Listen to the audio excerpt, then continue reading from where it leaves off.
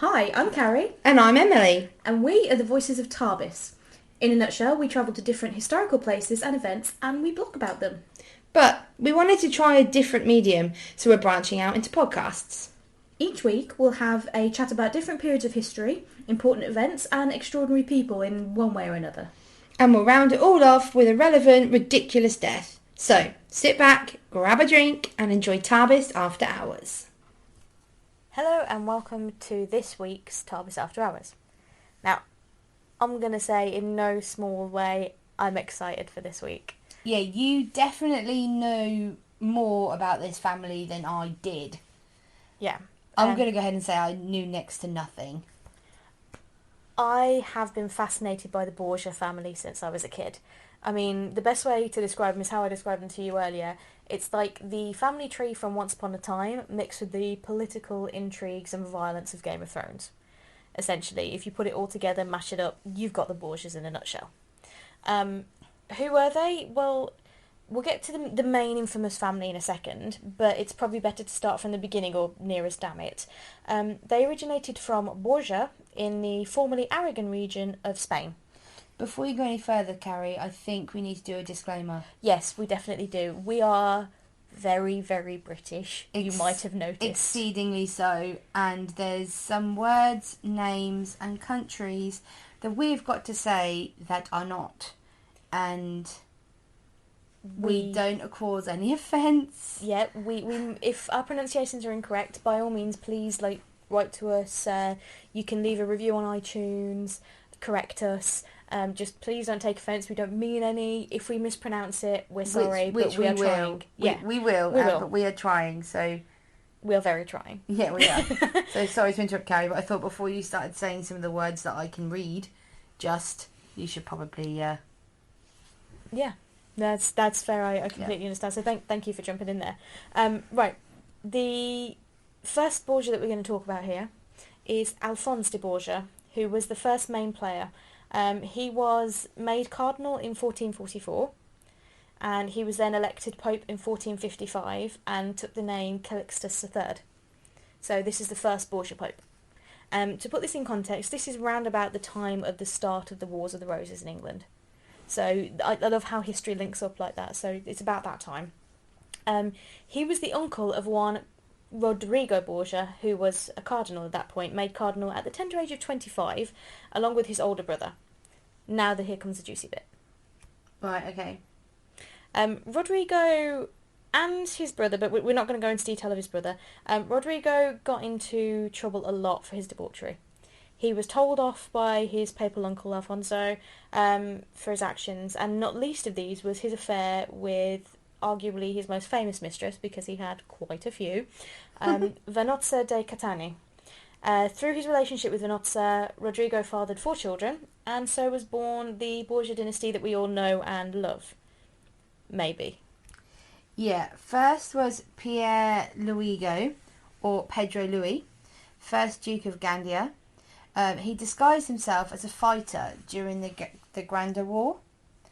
This took place between 1482 and 1491.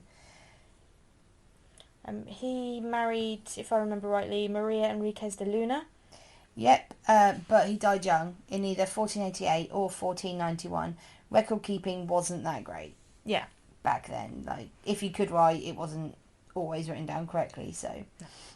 Admittedly, he wasn't Vanozza's son, but he was still an important part of the dynasty, as his widow later went on to marry his younger half-brother, and he left a rather sizable dowry in his will for his half-sister. And now on to his half-siblings, who are the famous ones. We're going to start with the big guy, the big cheese. After Rodrigo, the next biggest one, Cesare Borgia. Bit of a babe. I mean, no... but yeah, no, he was dodgy, he was corrupt, he was murderous, villainous, debaucherous, possibly incestuous, we don't know, but he was a babe. Yeah, anyway, sorry, I'm fangirling a little bit.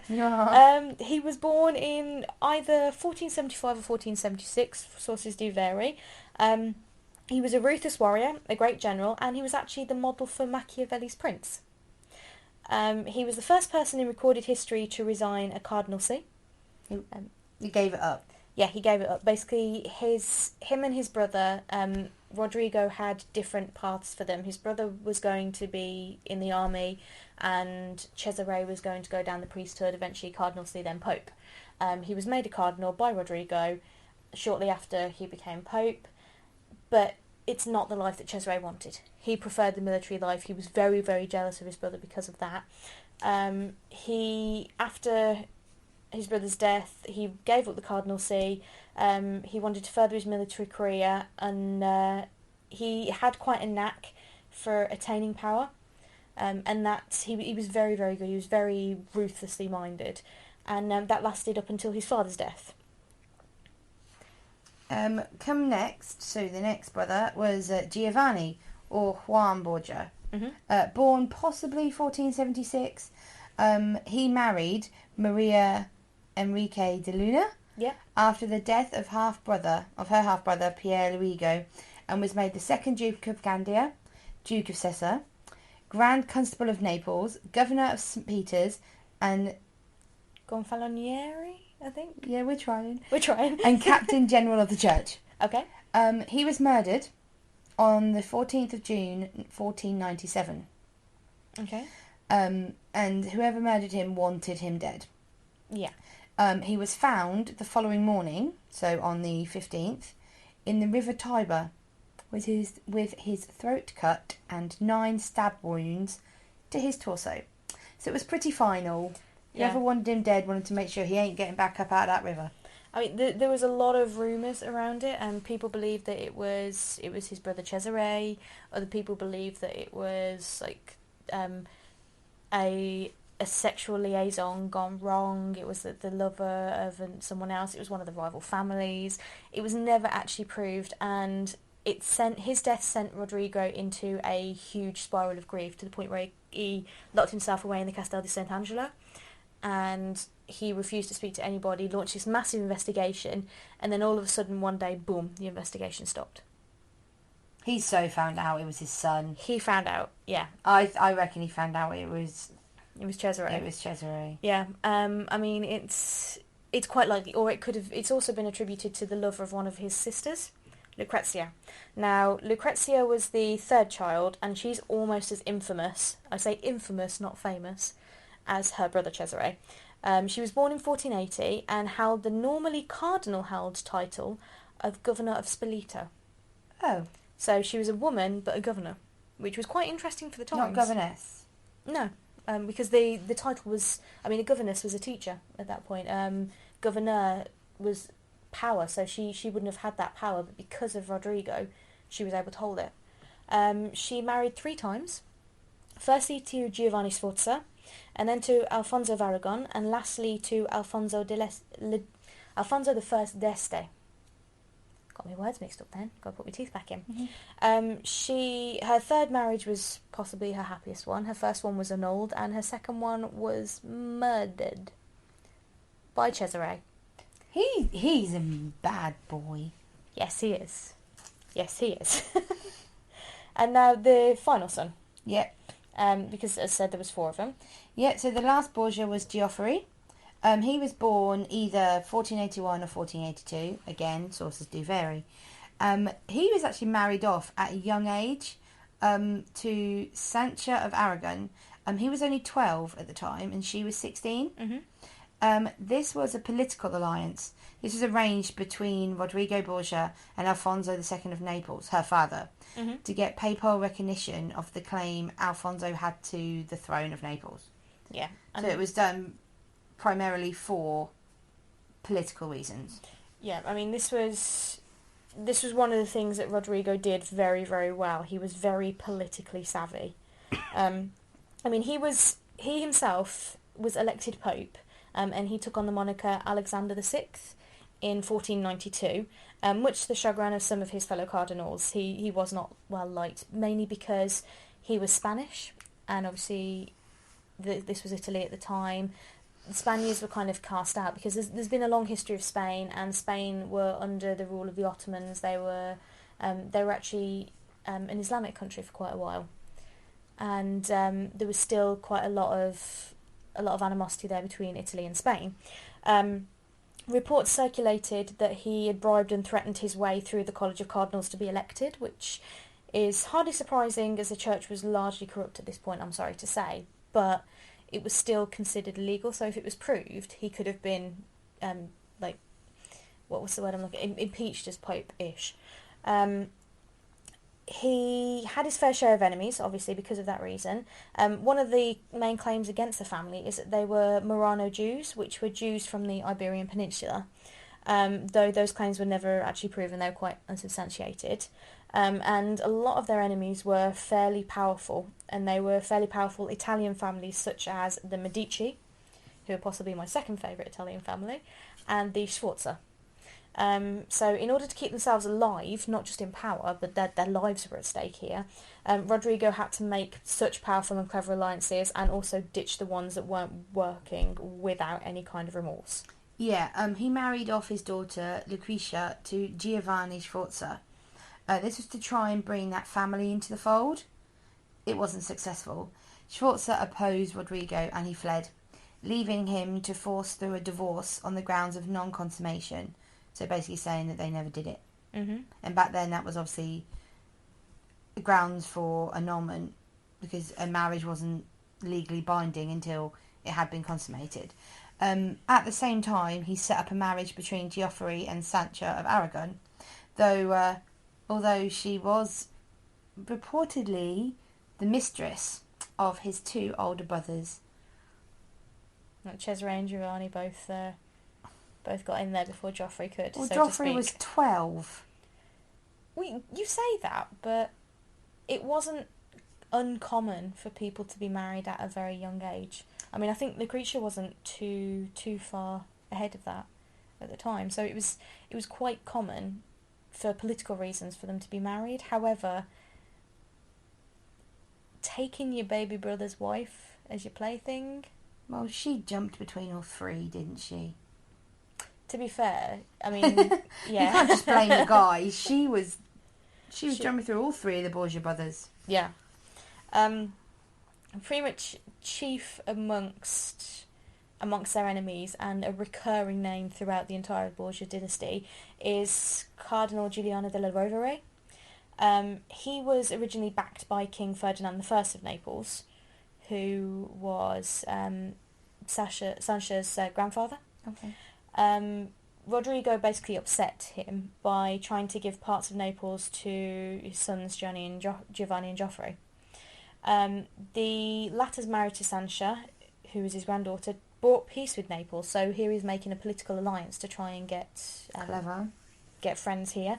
However, in a turn worthy of Game of Thrones intrigues, Rodrigo also made alliances with Charles VIII of France, who he was trying to back Ludovico Sforza's claim to the Duchy of Milan and further his own claim to the throne of Naples.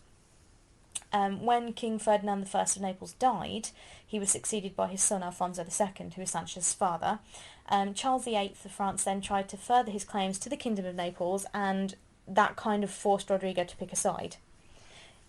It didn't really go well for him, but in picking a side, he sided with the French, and he allowed Charles VIII to pass peacefully through Rome, telling anybody who asked that the French king was on a crusade against the Ottoman Empire, which was a main threat at that time. So people believed him, this army marched through. However, things started to heat up, and it soon turned out that this army passing peacefully was not an army, it was an invasion. And at that point, Rodrigo panicked. He again shifted his alliance, and that didn't go well for him either. The French teamed up with the Sforza and Colonna families, and they advanced on Rome. Rodrigo managed to come to terms with Charles VIII diplomatically, and he actually saved Rome from being sacked, which was no mean feat. Charles was then crowned King of Naples, but eventually he was beaten and retreated back to France in 1495, and Ferdinand II was who was crowned king and then deposed by Charles. He was returned to the throne of Naples. So he was sort of flitting back and forth, and it didn't really go well for him, but in the end he managed to sort it out. at the same time, another opposition started up. This time in Florence, which was at the time the land of the Medici, and where Niccolo Machiavelli was resident as well. You had Friar Girolamo Savonarola.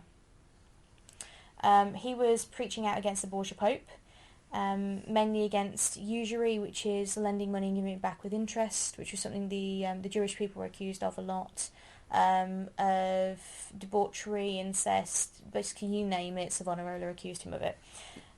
Yeah, the Florentine people, they eventually got fed up with the Savonarola. Is that right? Savonarola. There you go. However, he was put to death on the 23rd of May, 1498. Rumours swirled around the Borgia family of further sexual debauchery, seemingly proved when Rodrigo took Giulia la Bella Farnese. Yeah, La Bella Farnese, as she was known. There you go. You should just say all the words. As his mistress. But incest was also in accusations levelled at their door, particularly between Cesare and Lucretia. Mm-hmm. Whilst this was never technically proven, it has neither been solidly disproved.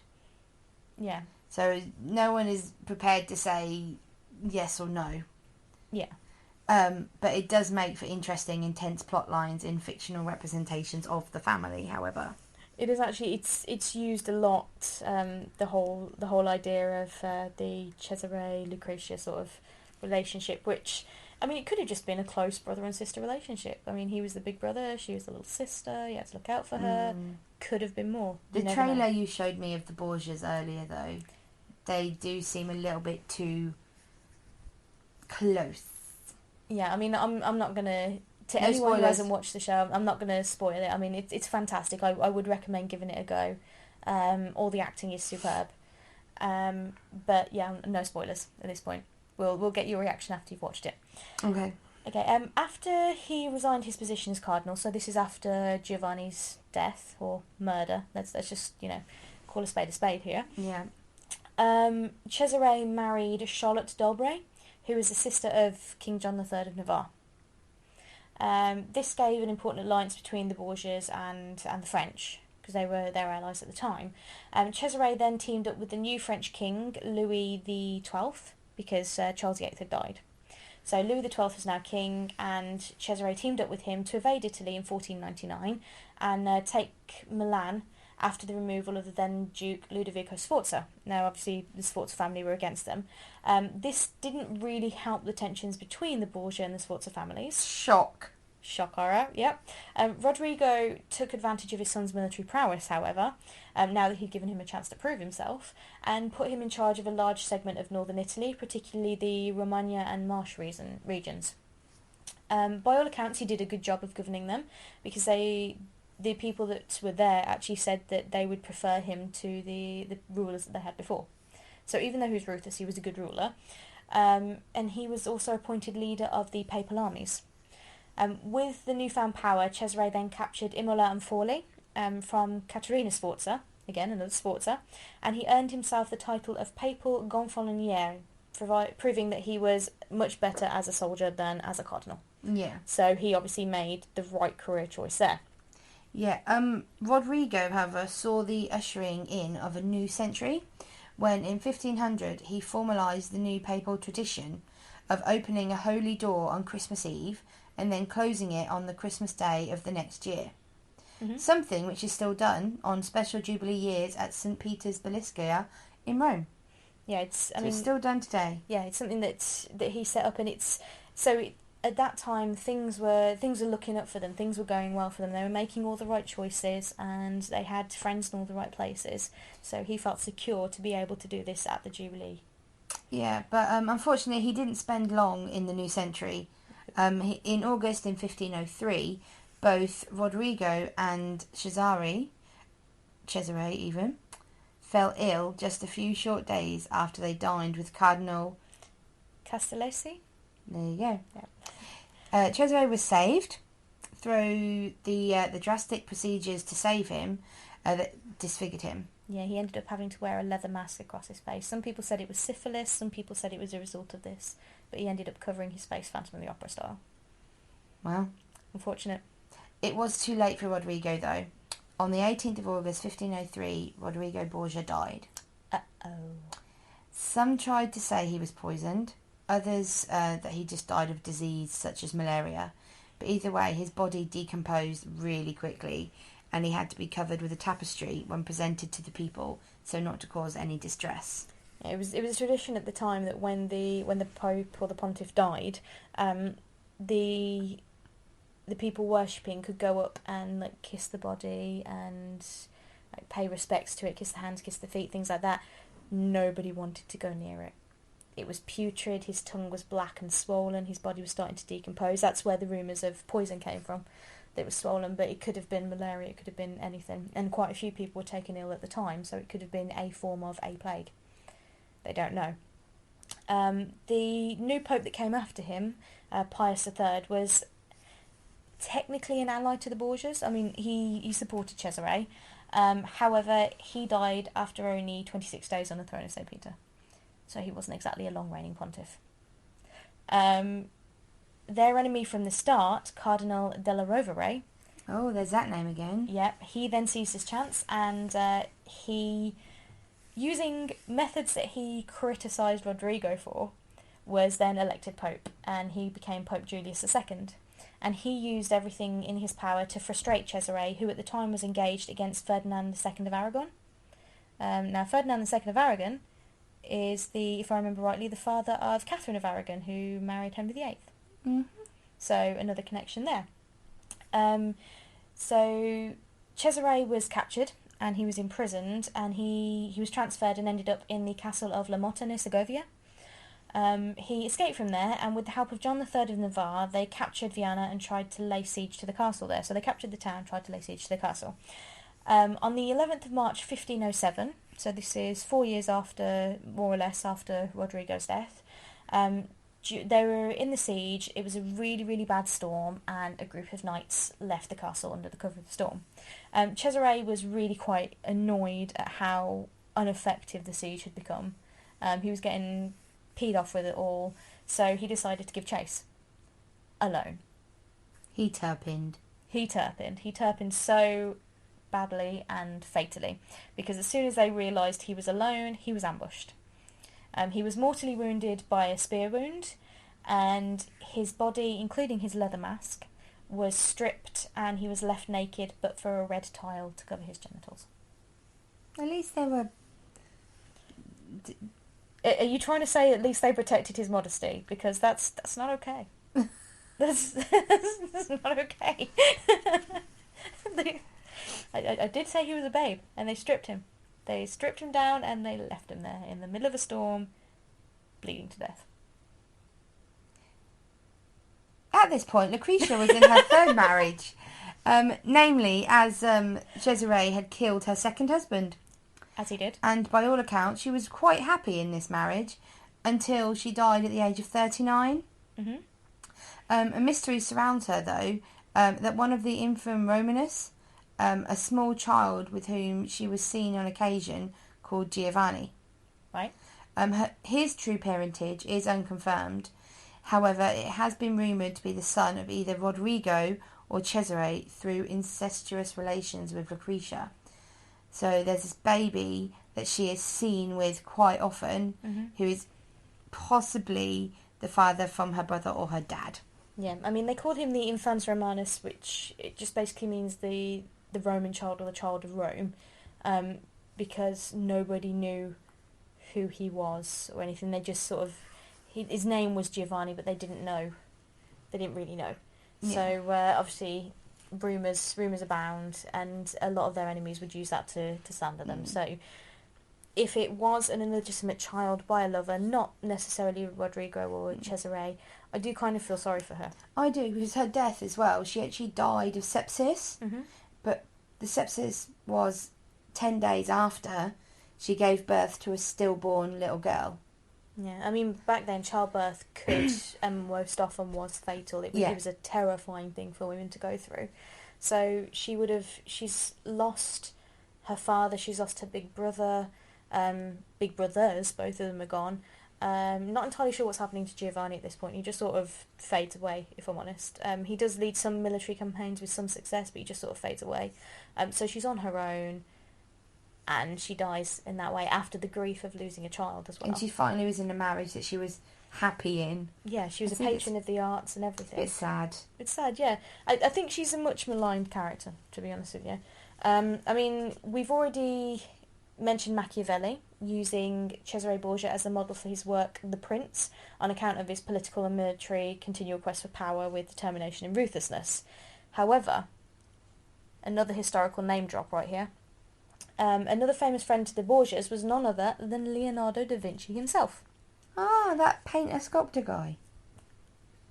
Painter, sculptor, mathematician, scientist, inventor. Yeah, that guy. Yeah, him. Yeah. Cesare was actually his patron for a while. I think it wasn't very long. It was about a year and a half.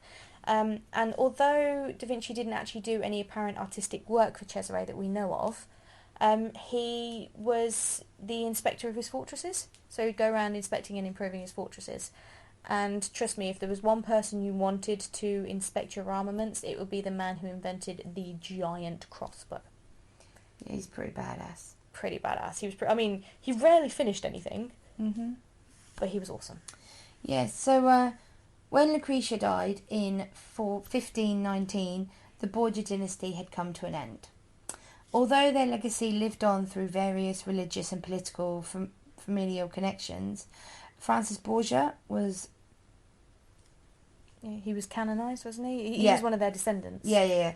After his death, but they never again reached the heights of Rodrigo and his brood. The family had all but died out by the end of the 1700s. I mean, there's probably still some descendants milling around out there somewhere, but yeah, that was pretty much the end of the Borgias. Yeah, with capital B. Whilst what they did is probably shocking by today's standards, the Borgias, I think, do have quite a bad rap, and they've been villainised successfully by their contemporaries, so they've gone down in history as more or less a byword for corruption and debauchery. I mean, to be honest with you, they weren't that extraordinary for the time. They were pretty much a product of their time. It wasn't an era where you had to be corrupt to get ahead. You had to be ruthless, you had to be politically savvy to get ahead and to stay ahead as well. And it was a game where the slightest move could not just cost you your wealth or your home, it could cost you your life. So you're saying it's like a Game of Thrones? I am. Hey. Yeah. But yeah, it literally is you win or you die. So, to be honest with you, I kind of like the Borgias because I think they're an interesting family, and you know, there's never a dull moment really, and that's one of the intrigues with them. But I don't think that they are anywhere near as bad as they're painted out to be. I think mostly TV, novels, things like that have much to answer for on that score, as entertaining as it is. Yeah. So, that's the Borgias. That was like a whistle-stop tour of the Borgias. Yeah, I mean, we might come back at a later date and maybe go more into depth into, say, Cesare or Rodrigo. Probably not much point in going into depth in Giovanni because he wasn't alive for very long, or Pedro Luis because he wasn't alive for very long. So, probably not. But the others, maybe. We might revisit them. If, obviously, there's any information that you think we've missed out tonight or anything that we've got wrong, let us know. Leave us a review on iTunes. Yep. Right, so we've come to the end of the podcast, so it's Ridiculous Death time. Woohoo! This one is ironic and a little bit ridiculous, obviously. Okay.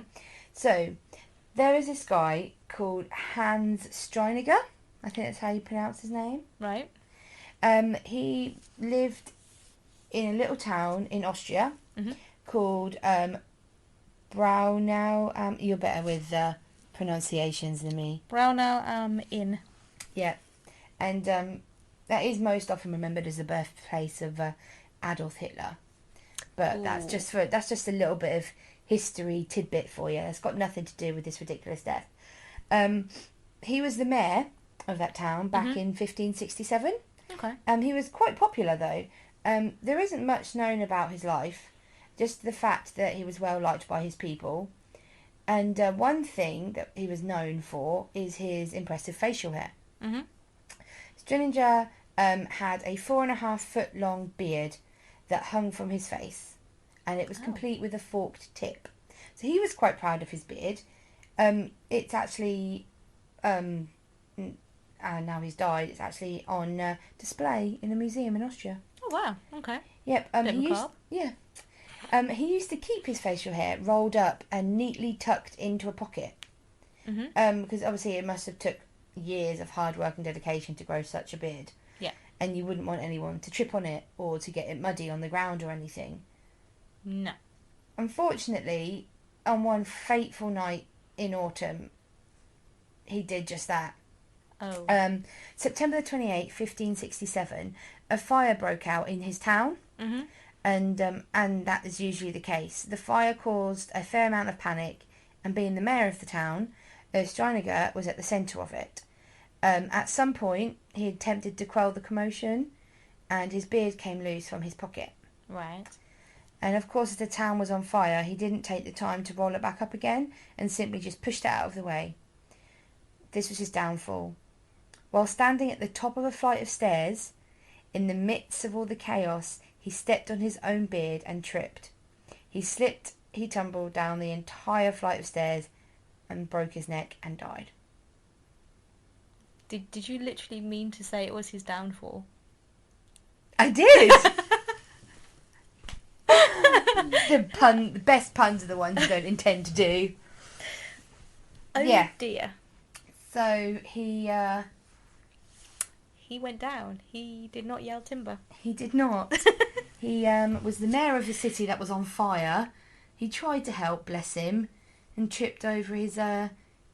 stood on his own beard and fell down the stairs and broke his neck. That is unfortunate.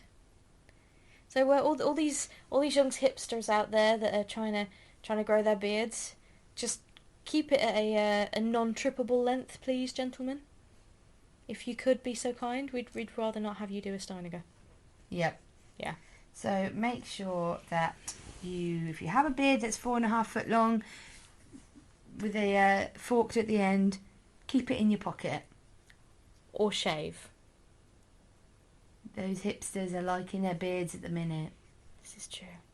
Steiniger was just a hipster of the 1560s. The ultimate hipster. He was a hipster before it was cool. But then he fell down the stairs and died. So listen to that, kids. Lesson every day. Right. Until next time. Speak to you next Tuesday.